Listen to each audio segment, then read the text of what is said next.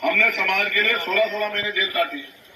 हमने समाज के लिए दिल्ली में जब गुरु घर टूट गया था, जैसे आपके यहाँ है, अभी आप माला पहना थे, दिल्ली सरकार ने केंद्र की सरकार तोड़ दिया था, इंसिडेंट बजा दी सरकार के 5 लाख रुपए इकट्ठा करके।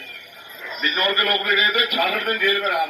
जब एनआरसी का आंदोलन आया, जब देश का मुसलमान, हम बहुजन की बात करते हैं, बहुजन एक जाति थोड़ी होती, मुसलमान भी इसमें बराबर के हिस्सेदार, पिछड़े वर्ग के लोग भी इसमें बराबर के हिस्सेदार, देश की सारी महिलाओं की बात करते हैं। तो जब मुसलमान जिनको वोट देते थे वो सारे नेता घर में घुस के बैठ गए, अकेला चंद्रशेखर आजाद खड़ा है जमा मस्जिद पे, जो कह रहा था घबराना मत, चंद्रशेखर आजाद खड़ा है, अकेला मत समझना अपने आप को। मैंने तो लोगों की मदद की, किसानों का आंदोलन हुआ, 13 महीने लड़ता रहा उनके साथ खड़े होकर। पहलवान बेटियों का अपमान हुआ, उनकी लड़ाई के लिए जी जान की बाजी लगा दी, और फिर जब तब भी नहीं रुका तो 4-4 गोली चलाई मेरे ऊपर। मैंने क्या बिगाड़ा किसी को मुझे मारना चाहते? क्या बिगाड़ दिया मैंने किसी का? क्या गरीबों की आवाज उठाना कोई गलत काम है? क्या हम अपने क्या हम जानवर है कि गरीबी में पैदा हो गरीबी मर जाए? क्यों हम इंसान नहीं? क्या हमारे कोई सपने नहीं? तो इस देश में जो चल रहा है यहाँ पर हम सब देख रहे हैं। अब कोई लड़ना नहीं चाहता, आप ये भी जानते हो, सब लोग जानते हैं कोई लड़ना नहीं चाहता।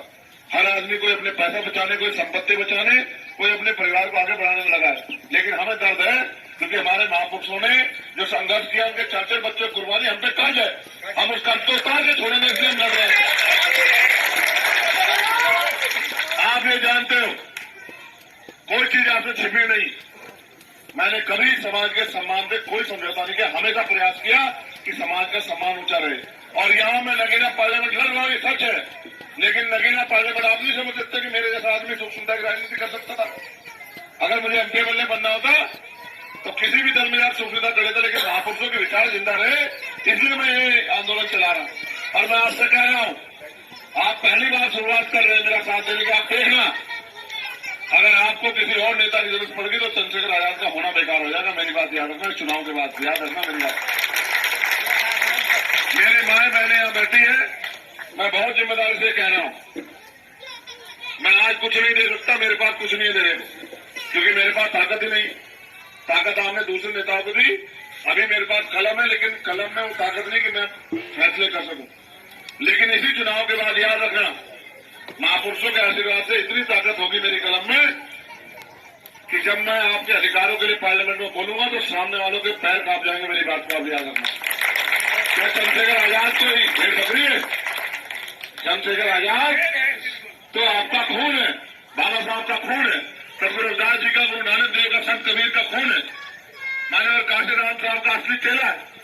मैंने जो कुछ भी अब तक सहा उसका मुझे डर नहीं। मुझे डर यह है कि जब संविधान नहीं बचेगा तो मैं क्या कर लूंगा बताओ?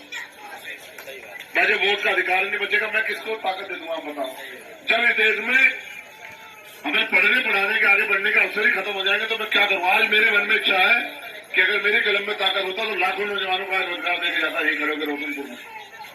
आज ये ऑर्डर करता, अगर स्टेट में होता ऑर्डर करता कि यहाँ एरिया जमीन चिन्हित करो और यहाँ इंडस्ट्रियल एरिया लगाओ, यहाँ के जितने उद्योगपति उनसे बात करो और बड़ी बड़ी कंपनियां लगा के यहाँ की बहनों बेटियों को रोजगार दो।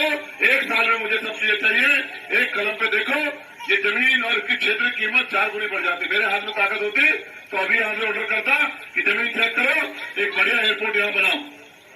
मेरे हाथ में ताकत होती तो बढ़िया स्कूल, बढ़िया यूनिवर्सिटी, एक जैसा हॉस्पिटल बनाता, लेकिन नहीं है। लेकिन ऐसा थोड़ी कि मेरा वक्त नहीं बदलेगा, बदलेगा।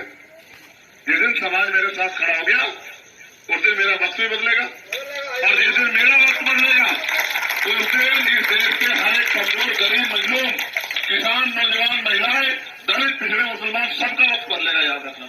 मैं आपसे मदद मांगने यहाँ, बताओ मेरी मदद करोगे नहीं करोगे? दोनों हाथ उठा के बताओ